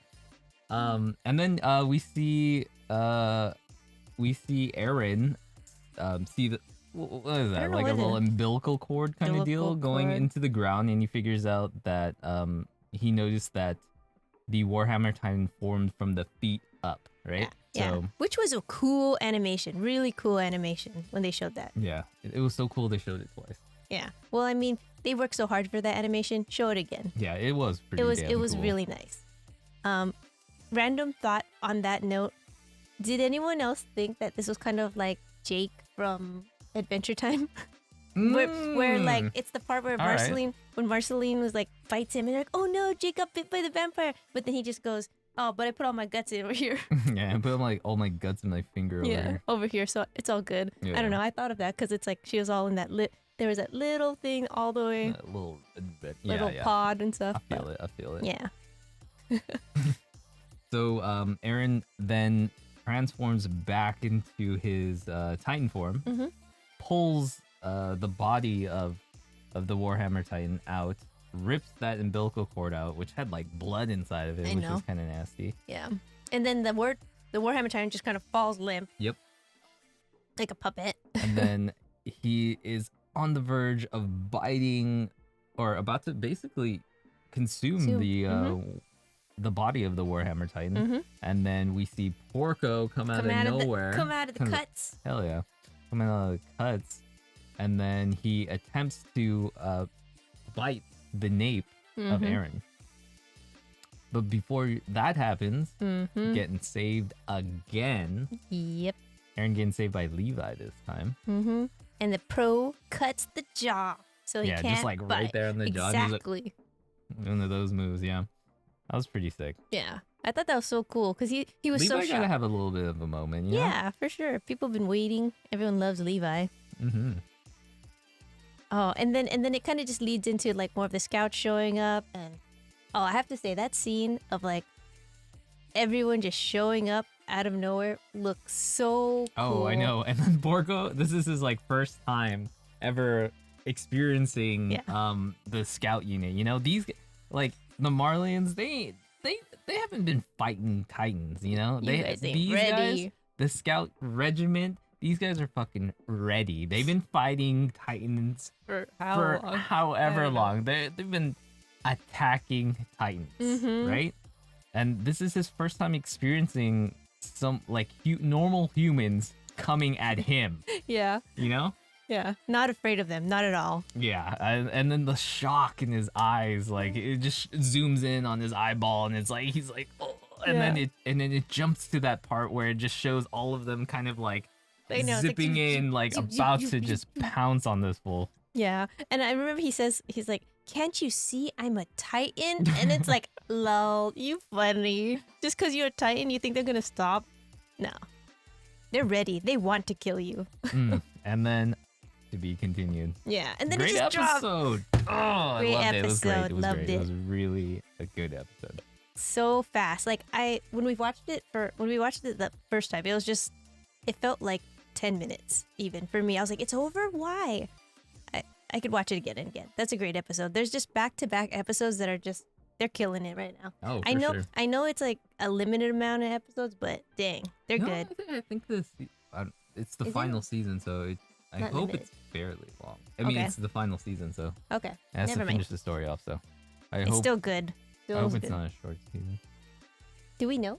I don't know. We should look that up. Mm-hmm. All right. So, next we're gonna round it off on something not quite as serious and not quite as hype, but equally as enjoyable, I think. Mm-hmm. Cells at Work, season 2, episode 2. Mm-hmm. It's called titled "Acquired Immunity / Prior's Patch." Mm-hmm. It's there's a part 1, part 2 kind of deal. Yeah, we kind of just wanted to end it on something more, chill. Mm-hmm. And I honestly, I love Cells at Work. It's a really, I mean, it's pulling David Production away from doing JoJo, but I'm still enjoying Cells at Work. I love David Production's work, and I think their work on Cells at Work is. I said work like 10 times in that sentence. Work. Oh, isn't Work, that a work, song? work. But yeah, I think it's really great just because it's just, a different kind of portfolio piece. Like they could show their range. Like I Oh, think for they sure. have great range with that. And I love learning too. Like I think something about Cells at Work is you get to learn a little bit. I know it's still kind of hard when they throw in like the actual proper terminology and everything, but it's great to actually learn. And something that I wanted to recommend if you guys aren't already like kind of looking into like other people who are watching it, there's another YouTube channel called Dr. Hope's Sick Notes, and Yeah. it's actually an emergency medicine doctor in the UK who goes over Cells at Work, and he looks like he's really enjoying it, and Yeah. he really explains like what they're talking about and why certain things are animated or why does the scene look that way, because it actually is that way in the body. So it correlates all very well, and I think that he has a really fun, sweet personality, and everything he kind of tells you is really knowledgeable and palatable, I think. Because sometimes I feel like when you're learning all of these like crazy words, it's too hard. But he does a really great job, so Yeah, I would recommend checking him out. He really does. He does a really good job of describing it in a way that we normies can kind of understand. Like us laymen. Yeah. 'Cause I'm not a doctor. No, I But- have no idea. But I know I love Cells at Work because it's like also again similar to Dr.Stone. It's Yeah. kind of trying to teach you something. Yeah. But in anime In form. an What's anime better form, than right? that? Okay, not even gonna If lie. I could just have If all anime form of everything. everything. I would love learning so much. Not even just if in high school, if someone was like, "Hey, we can learn this way," or you can watch this like anime, I'd be like, I'll so learn that. Or Let's if go. just teachers were like, "Hey, this whole class is going to be based on This you know, anime." this anime, and then I'm going to teach, and then they could just like supplement it with Yeah. more information and Yeah. whatnot. Yeah, and honestly, I feel like if they really did that, you would remember it because you'd be like, "Oh, I remember that character, and therefore I remember that cell." You Mhm. know, like if I go like the killer T cell, I know what that looks like. Oh, and I know what his job is. Like Mhm. I think it does a good job of trying to like show you what the cell does with an image. And I'm a very visual person, so like that to me is like, oh, got it. Versus like looking at a word, reading the definition, trying to memorize it, and even like try to remember even for later in life. I'll probably remember Cells at Work more than I remember any textbook that I read about Oh. cells. What's a textbook? I don't even remember those Huh? things. But okay. So but back to the episode. So acquired immunity. Yeah. So is this the first time we get to see the new OP for Cells at Work? Oh, that's right. That's right. Or did they Yeah. play it in the first one? Oh, either way, I'd like to talk about it. Yeah. Oh, I love the intros. The intros are so good. I love hearing the voice actors singing the song because it makes them feel real to me. Like they're there singing the songs and everything. And one important thing that I really noticed for the new OP is that there's these little super cute like jelly bean things that the normal cell is like carrying, and it's all throughout the intro. And I don't know what it is yet, and I can't wait to find out what it is because they're super cute. Yeah, I don't know what those things are. And there's a couple. There's like 4 of them, I think. Then they're different colors. I think we have an image of them. They're so cute. Here. They're really, really cute. I can't wait to learn more. Yeah, I really love the first season's intro. Hataraku. Hataraku. We should just like one day just me and you. I'll be the white blood cell, and then you can be the red blood cell, and Yeah. then we'll sing Have my the little intro. hair. We could try. I'm probably only gonna be able to say like 2 words. Yeah, so this episode kind of just starts off with a The memories. the Yeah. memory cell having a bit of a premonition, right? Mm-hmm. Mm-hmm. And then- Premonition of some kind of disaster. A disaster happening, and there's these invading viruses that he doesn't know, and I don't know. It's kind of jagged, and he can't remember that much. yeah, it comes in pieces, right? Yeah, for sure. It's so mysterious. Yeah. Like this whole thing kind of reminded me of a bit of like a horror film, For right? sure, for sure. I got that vibe just because of like all of the takes that they have with like super close to his the memory cell's face, and it's like very intense, and the way that the story moves forward is almost like a zombie movie or something. Right. And for him it's like a zombie movie that you're supposed to know how to fix, and he doesn't know why he can't have his like superpower work anymore that he just got of like seeing the future or something.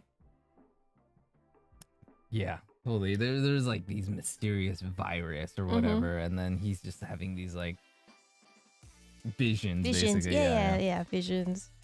And then you know what happens next is, hey, there's an outbreak, or there's something invading the body, and they need to take care of it. What did you think of the mumps virus design? Oh, the designs are so like, I really like them actually, because instantly when you see them, you know, they have these like big green bulges on their faces, and that is the mumps. Like it's about swelling for like down here, and that's what happens to people when you get the mumps. So the fact that they had that kind of was a strong indicator and strong like memory to go, oh, those are the mumps. That's the mump virus. And also I really like that they still have this kind of Japanese oni vibe, like because they have these like the little eyebrow that I don't know. I just feel like when I saw their faces, they remind me of like some oni pictures and stuff. Yeah. What did you think of their designs? Actually, I don't know if you guys remember the kid with the butt chin from One Punch Man. I felt like they looked like very similar to that kid, except they moved the butt to the actual cheek. So the butt cheek went to the cheek. The butt cheeks went to the cheeks. So he spread the cheeks to get to the cheeks. Yeah. Let's go with that. Let's go with that. So it, and then it kind of draws into one of the things that like I noticed for me was after the viruses got in, so the mumps virus got in, and as the B cell, helper B, is it helper B? Helper B. I think it's helper B cell, and the memory cell are trying to run away. Like I think it's just B cell. Oh, B cell. Sorry, B cell. He's like, you know, carrying the memory cell. They're trying to run away, like just like in the zombie movie. And then you notice that all of the white blood cells kind of just pop out of nowhere. They just kind of, there's these like passages that just kind of show up out of nowhere. And I kind of thought about it, and I don't know if I'm remembering this from a long time ago in like some biology class, but the white cells can just go anywhere when they need to go attack those kind of like invaders to your body. And you also notice that later in the episode that the macrophage just kind of goes through a random passage. So I think that's also telling you like these are cells that can go anywhere to help your body, regardless of where it is. Knowledge. Yeah. Full learning over here. Yeah, or I'm actually pulling some memory from like way back when somehow. But I mean, I could be wrong. So. So they just start attacking, and they start having an epic battle. Yeah. We get to see the macrophages again. I like macrophages. Yeah, they're so like sweet looking and badass. Yeah. And they have these giant like, I don't know, hatchets basically. Yeah. I don't know. And they're so cute. She's like, and blood is going everywhere. But I like how she still cleans her face and is like, Finally, the memory cell starts to actually remember what he's supposed to remember, which is that they have the antigen data because they experienced this before. And then this is when you get a clear vision of what he saw. And like, I think the shot of, or the scene of this crazy thing coming through the clouds, and you're like, what is it? It's like this huge thing. And then the big reveal is that it's a syringe. It's a syringe because it's like busting through the clouds and has all these smoke effects on it. Yeah, and it's like cloud. Yeah, I think it's clouds. And then it slowly dissipates as it finally reveals itself. I thought that looked really cool. And then you're like, oh, that's what that is. And then I realized too, like when you see them finally land, they landed these pods. And I guess it's just to further show that they're being delivered, as people say, like when the vaccine is delivered into you. And so that's why they're there, and then they open up, and then it reveals... They're just like a weakened version of the monster. They're already like bleeding, and they're like, ugh. And like, oh my god, these guys are so weak. I know. Whatever. I know. I think a macrophage even touches them like this, and they're just like, ugh. Oh yeah, they die. Yeah. And then did you notice that the all of the cells, they kind of have like a retro look about them? Like their haircuts are very like old style. Oh no, I didn't notice that. And especially the white cell, both. They show macrophages and the white blood cells. That makes sense. I mean, like when was that vaccine, given to that person? So yeah. I just wish that memory cell remembered, would have saved everyone a lot of time. Yeah. But yeah, that was a good part one. I liked it. Yeah, I think it was a really good way to present how vaccines work. Because they kind of, but it's a little different from the way the current vaccine works. I don't know if you guys know, but I don't believe that's how it works. No one gets infected with the virus. With the current vaccines that are rolling out as of now. I didn't know It's that. not a weakened version of it, as far as I know. Oh, okay. I actually don't even know how that works, but I know that there's different kinds, right? Yeah. But yeah. I'm not a doctor, so I'm not going to go too far into that. A part of me, I know that they already like made these episodes, and I'm wondering if Cells That Works is ever going to like kind of cover that, because that would be very relevant, and I would like to learn. It's just, I'm sure if I tried to read, I wouldn't understand. So part 2, Pyre's Patch. Pyre's Patch. What'd you think? Yeah, I thought it was a really cool episode. Or second half to the episode. We get to see Red Blood Cell and her junior again. And then the other Red Blood Cell, the male Red Blood Cell, I forget his name. And then they're talking to the White Blood Cell, and he's kind of showing them around, right? 1146. Yeah, 1146. Well, I'm talking about the Red Blood Cell that's with the junior Red Blood Cell and AE 3803. Their names. It's a little hard to remember. But the junior Red Blood Cell's name is NT4201. I'll remember that. So kind of just starts, and I have to say, like, I like the environment that they kind of introduce you to. The fact that they're in a totally new part of the body that has just a different feel, because I think for every episode we've always seen them coming from the sky, like they kind of drop in, or they kind of like sneak in some way. And this time these things that are invading the body has to do with like liquid. So this whole setup in like an aquarium feels like really new and fresh. So I was like, oh, I like this. Yeah. So before that, they like the White Blood Cell kind of encounters the killer T cell, which is your boy. Yeah. You like the killer T cell, don't you? I like him. Why do you like him? I like him. I like the voice actor. What's his name? Daisuke Uno. Ooh, I love his Nicole's voice. favorite voice actor. Yeah. Also the voice of Jotaro. Ora. Yeah. So anytime he's on screen, Nicole enjoys that, right?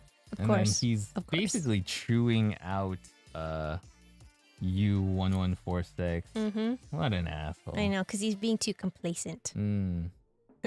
This is not for you to laze about or do whatever here. We're facing these bacteria face or head on, or he says something like that. And he's, I don't know, so high strung. Yeah, well, doing his job. Yeah, true. And then, so yeah, we get introduced with the Campylobacter virus?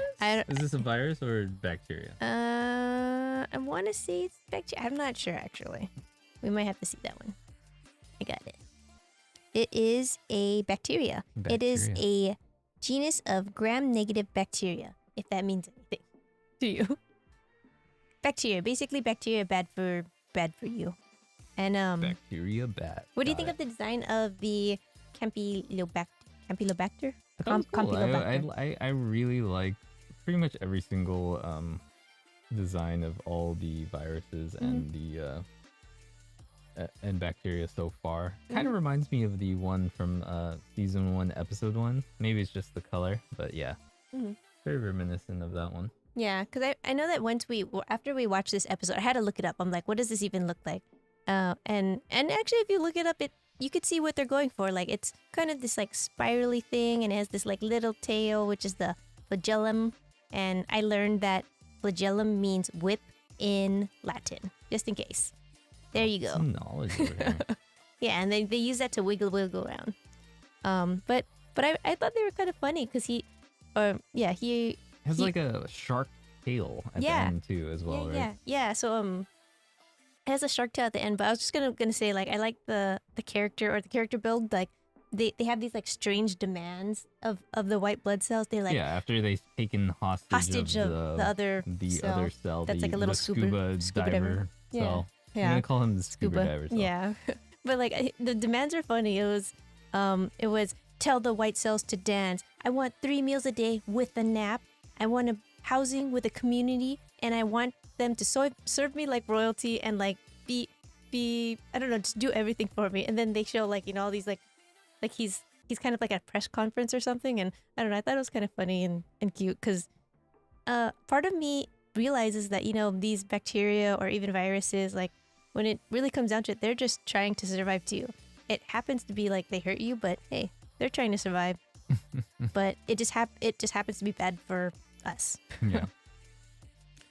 Bacteria gotta survive too, you know? Yeah. They gotta live too, but go live somewhere else. Not in here.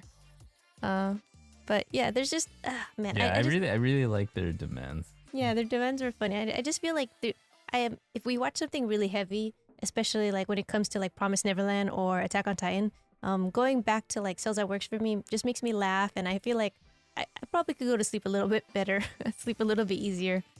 But yeah, they were really cute. I also like it showed like a cave painting, and then it went into like a hieroglyph. Yeah. When they were kind of describing what their demands were. I thought that was a really interesting shot. That and it shows like the white blood cells like serving them like this, like they're pharaohs. Yeah. So silly. They're so silly. Okay. So leading into that, for me, kind of going back to your comment about like their tails are like sharks. I was like, so pulling in kind of another horror kind of horror vibe for it, that, you know, sharks attacking that aquarium glass, like, will it break? You don't know. I don't know. Like it at least gave you that kind of intensity when the last, or especially that first part, was about like zombies and stuff. So yeah, it was good. It was good. Yeah. I liked it. Kind of like a mini horror episode, right? Yeah. It was like zombies into Jaws. Yeah, zombies into Jaws for sure. And then so they start demanding from them, and then we get this really funny scene where we get to see I think they demand that they do a jig, and then we get to see the white blood cells basically start dancing, and then we can see I really enjoyed U4989, which is the one that he kind of has like the split hair, and then he's like basically doing like a squat, and he's like head banging at the same time. Remember? Oh yeah. And isn't there another one that's doing like the Russian kicks? He's like doing the Russian like Zangief kicks. But yeah. Yeah, those are really fun. That made me laugh too. Okay, my big question for this, like, so they finally lead them into a trap, right? So this all comes down to it's a trap. they finally got this bacteria into a trap. Super obvious though. They're the worst They're like, actors. oh no, don't do that thing. Yeah, it was pretty bad acting. But my big question is, why is the biggest trap for like anime this cool jazzy bar with this super smooth bartender? Like if you get into a place you don't know where you are, but you're at this super cool bar, you're probably gonna have a bad time. Like that instantly brought me back to Death Parade. Like if I got to Death Parade, I'd be like, oh, look at this cool bar. This guy is so cool. And then you sit there, you drink, you're having fun, and then he's like, okay, we're gonna play this game. Oh, what? And then for them, it was like, oh, I'm gonna get all these nutrients. I'm gonna multiply and ruin this place. But yeah, it was a trap. Yeah. Really classy bar though. It Yeah. kind of and then you even have the M cell there. He's like doing I know. Yeah, shaking. he has the shaker and he's like doing proper form and everything. As far as I know, it really reminded me actually of Yakuza, when the main bar that you save in. It's like kind of like your hub. Yeah. Yeah, it kind of gives you that really like classy vibe to it. Yeah, I really enjoyed that. Yeah, I remember when you were playing that. Like watching you play the game was always really fun. Just so many cool and weird things, and I don't know, karaoke. Bakamita. But yeah, and I guess like the last thing about it was their disguises. Their disguises when the trap kind of was revealed. When they finally revealed the trap. You found something really cool. Yeah, well, they have a little. Well, I mean, frame. cool. I don't know if it's cool, but Yeah, and they show one of Killer T Cell. Like all of them are like kind of there, like inside of a basket or whatever. But there's one Killer T Cell where he looks like he's just a chair. He's a chair, and the chair is just like around his neck. And then it's like you're not gonna fool anybody with that. Yeah, his head is just sticking out of the seat. But yeah, I thought that was fun. Good stuff. Good stuff. Really great episode. Yeah, just nice to see something done by David Production, and I'm excited to see more. Yeah, I always look forward to it. And so that kind of concludes this week's episode. Yeah, that was a bit of a long one though, guys. Yeah. Let us know if you think that was a little too long. I think we might have went a little long in this episode. Maybe we might try to condense it a little bit for the next couple ones. Yeah, we're still trying to figure it out. Yeah. So. But for next week's show. Yeah, and I mean, just before that, like, I just want to add on, like, we're still figuring it out. So, any feedback you guys could give us, we would really appreciate it. Oh yeah, for sure. Because we don't know what you guys want, and if you like this like really long format, that's fine by us. It's just let us know. That will really help us out. And so for next week we'll be discussing Dr.Stone Season 2, Episode 2, Promised Neverland Season 2, Episode 3, Laidback Camp Season 2, Episode 3, Attack on Titan Final Season Episode 7, and Cells at Work Season 2, Episode 3. So make sure you watch those episodes so that when you come back, you'll be ready, and we're going to just talk about it and, give our thoughts. Yeah, make sure you check those out before you check out this next episode. Yeah. And if you enjoyed this episode, please like and like and subscribe. And thanks. Thanks for watching, honestly. I know this is our first episode. I mean, I don't know how many it's going to get even, but I appreciate it. We appreciate it. So, thanks. Thanks for watching. And we'll see you next time. See you next week. Bye.